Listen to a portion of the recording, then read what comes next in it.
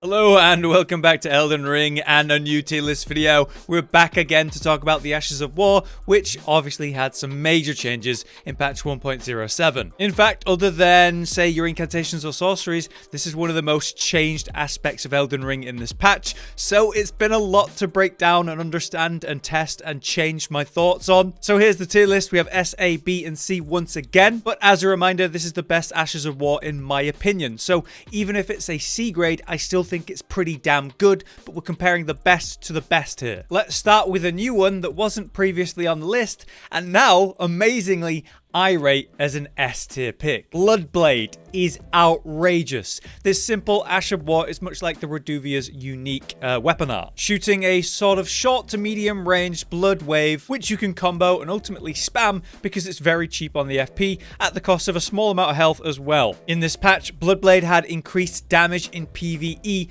and, very importantly, damage detection on the weapon part, so if you use it at melee range, you'll hit with the weapon and the Ash at the same time. If that weapon has bleed build up on it, you're going to massively improve how much bleed or build up you get. Also, it's got better recovery, so you can get out of it quicker, which is nice, but ultimately what this means is it's an Ash of War that can one cycle new game plus bosses. That's a great example of very high DPS. It's also so outrageously strong in, say, PvP that you could literally put it on a tiny little weak dagger and then spam that and do really well with it, which is exactly what I did in a recent build. I am blown away by just how strong this Ash of War actually is. Only real criticism we can have for this Ash is the fact that it's like short range, but it's really no issue. Another majorly changed Ash of War, but still S tier, is Seppuku, which has definitely gone down in my estimations, but I still believe is very strong, obviously. In this patch, they've reduced the bleed build-up benefit of the buff, which is obviously pretty negative when you also consider the other debuff to status build-up when dual-wielding weapons, which is how you would normally use Seppuku. So the bleed build-up has been largely reduced,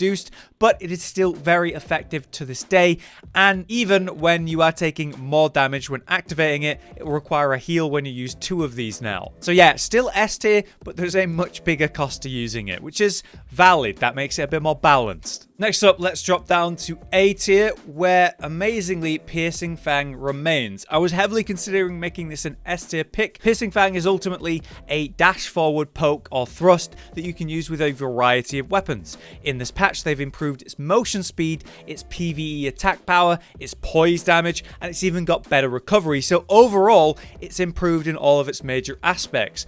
But I still find the damage is not outrageously broken, like, say, Bloodblade in PvE. It's a very good Ash of War, but unlike some of the S tier picks, you can't blindly spam it and burst a boss down in seconds. It's a bit slower than that. Much like Impaling Thrust, which has come up from a B grade to an A grade now to match Piercing Fang a bit better. In this patch, they've improved its motion speed and its PvE attack power and given it as well better recovery. Between the two of them, I believe Piercing Fang is still better because it has more poise effect to it now in this patch, but they're very comparable. And of course, you can get Impaling Thrust essentially from the beginning of the game and then upgrade to Piercing Fang later on. They're both very good, but essentially do the same thing, with Piercing Fang being slightly better in my opinion. Also, newly on the list entirely, but in A grade, is the Stormcaller, which is awesome now, thanks to this big damage and poise effect. They made it faster, they've improved its PvE damage, they've given it a massive poise improvement, so you have hyper ammo when you're using it, and they even made the effect of it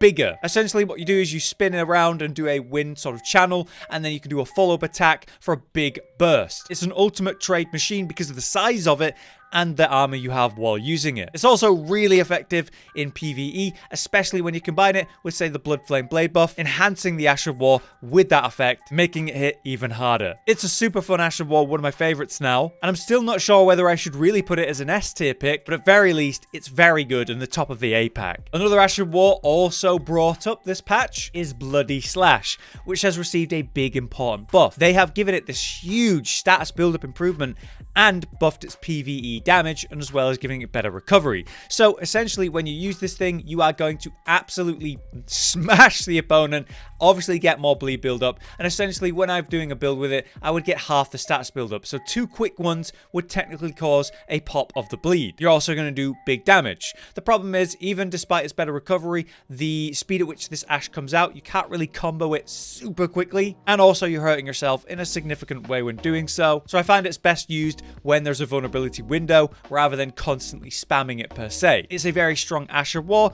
with some fair negatives like Seppuku now, but definitely better in this patch, and that's why it's now an A grade. Let's drop down to a B grade where we're going to talk about Ice Spear, which despite the fact that it hasn't really had any changes, it wasn't on my first list, so we have to talk about it. It's a B tier pick. I underrated the value of this. A lot of people commented on this, probably the most requested thing to be added to the list. It's an ice-based Ashe of War that shoots a very short range ice shot, which is great for building frost damage and dealing respectable damage in itself. But it is a predictable Ashe of War, so very easy to avoid in PvP because of the sort of channel animation, but strong with the right weapon, certainly in PvE. A great option for magic or frost on a weapon like Clayman's Harpoon here. Of course, when you get ice procs, you're going to do extra damage, and the enemy will have stamina reduction, so that's great. And I would say it's a solid Ashe of War pick for frost style. But I don't rate it like crazy high like some of the A tier or S tier picks, so B grade is why it's here. Much like another Ashe of War that wasn't on my first list that people talked about,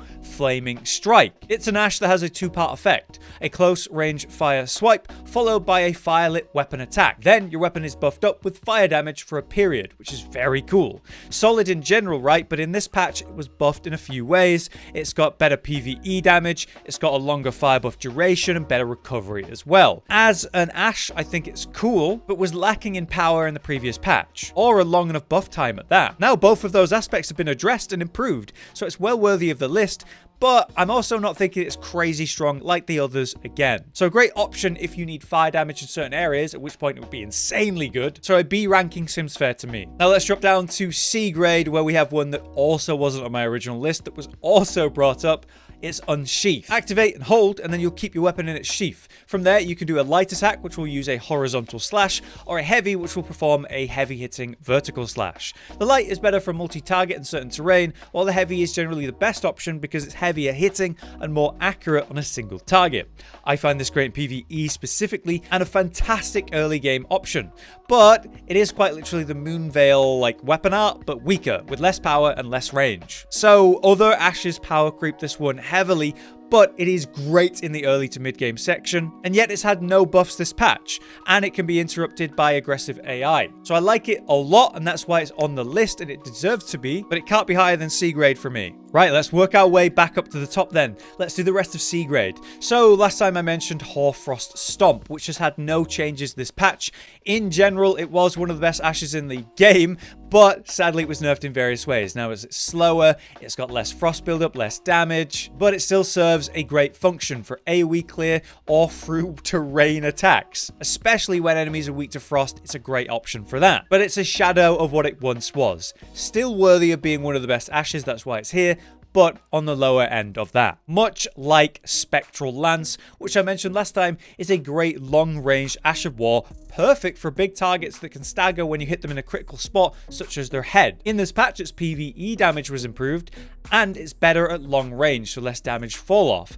But still, despite that, I feel its purposes is exactly the same. Dealing with a big enemy, looking for critical hits, great option to pull out, but otherwise a bit slow and lacking in the power. So it serves a useful purpose, much like the other C grades, but has some clear issues, so C grade. Another one that I put there last time is, of course, the Glintstone Pebble, and I think I'd keep it there as well. Despite having improved PvE damage and has better range in a previous patch, I still give it the same rating of C as last time. There isn't as much oomph as this thing used to have. You used to be able to just use it, stagger pretty much anything on the initial pebble hit, and then the follow-up hit would destroy them. In PvP, that could be as easy as landing the pebble and then insta-killing someone. Now a lot more balanced, it has a purpose, especially with a better range, but it's certainly not brokenly OP like S or A tier picks in this list. Jumping back up to B tier then, we have the Glintblade Phalanx. Ultimately, it's a low damaging attack, which is sending out these sort of magical swords in combination with your own attacks. I really like this, and we've done a whole build with it where we enhance it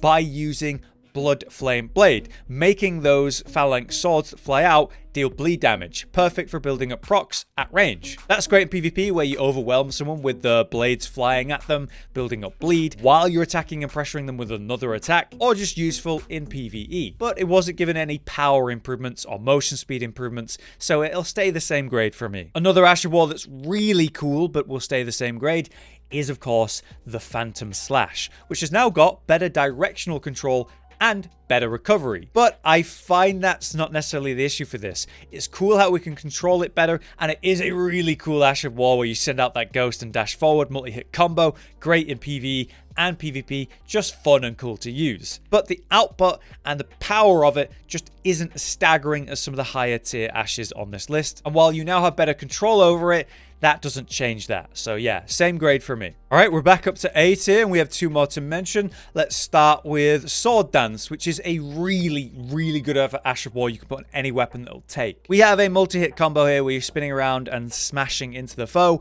and then you can do a follow-up hit to do a sort of downward slam, which all does great damage very quickly from 0 to 100. Also, of course, you can use it off of a combo, which is incredibly good in both sides of the content, especially PvP, where they think your combo is gonna end, and then you bring out the Sword Dance, and it's quite a long combo at that. Very strong, obviously, but I find that once you use it, you're kind of held in place, and you can't really spam it like the S tier Ashes of War. But great in combination and very effective, and slightly better with better recovery this patch. Not enough to improve its rating to an S tier though, so yeah, still A tier for me and a great Ash of War. Much like Beast Raw, which I had as an A tier before, but now I'm thinking maybe it's more valid to put it at a high B. This is cool because you can augment it with, say, weapon buffs like Black Flame or the Blood Flame Blade, and then do that ranged bleed or burn or black fire. Again, we've done builds with this. It's a solid Ash of War you can put on many weapons to give you a versatile and nice ranged burst. And you can enhance it in various ways. But I must admit the output of that is not crazy high, even when you're spamming it back to back. So while I do like it,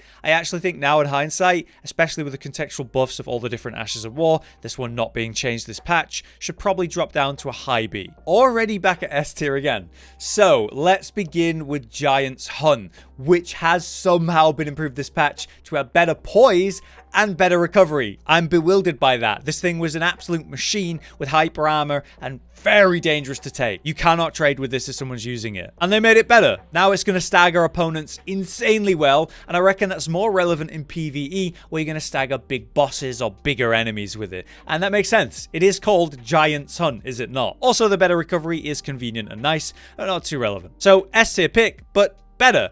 And that is why I actually have it slightly higher rated than Lion's Claw, which serves similar purposes, where you do that guts flip, which is mega cool, hyper armor, big poise, big stagger, big damage. Awesome. Both of these are interchangeable in how powerful they are, but only one of them has been made better in this patch, so I think Gianthun slightly has the edge now, but both of them are absolutely phenomenal. For your colossal weapon or colossal sword picks, these are insanely good, and certainly S tier because you can, just blindly spam them back to back and clean out basically any enemy, any boss in the game, assuming you're evading attacks between that spam. They're both insanely good Ashes of War though, much like the Flame of the Red Mains, which has had no changes this patch. It remains a close to medium range swipe of the fire, much like the other Ash of War we mentioned earlier, Flaming Strike, but much more effective. Staggering and dealing more damage, leading to criticals, and in general working in goddamn any build that it can be put on. Extremely strong from the moment that you get it, and you can get it early in the game at that by going to Khalid early on. This Ash of War will be useful in every boss fight just because of how effective that stagger on this Ash of War is.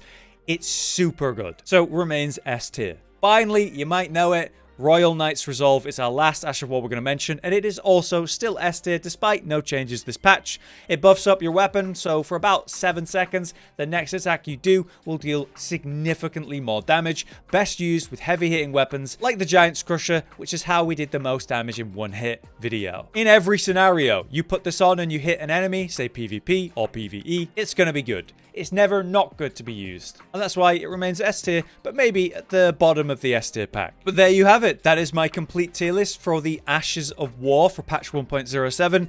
As I'm sure you're aware, this is the Ashes of War that can go on many weapons, not the weapon arts unique to special weapons. But I'm much happier with this list compared to last time. You guys gave me some very valid feedback about a few ashes that we should have included, and it was a lot to consider with all the changes of this patch. I've ordered it so the strongest is on the left and the weakest is on the right in the individual tier, but that is the list. Let me know what you think. Is there any other ashes that should have been here? Is there any other changes that maybe should have been mentioned? Let me know. And let me know what other tier list topics you would like to see from me in the future. For now though, I've been Hollow, you've been you. Thank you very much for watching. We'll see you next time. Josh, Cotton, and Hollow with the videos, dropping the humor like a hammer on your tippy toes, bringing entertainment on a daily arrangement to take our insanity and turn it into entertainment. Yes, I said entertainment twice, to reiterate that it is nice to look into your faces on a mostly daily basis when you let us in your homes to make the whole world a stage. Goodbye.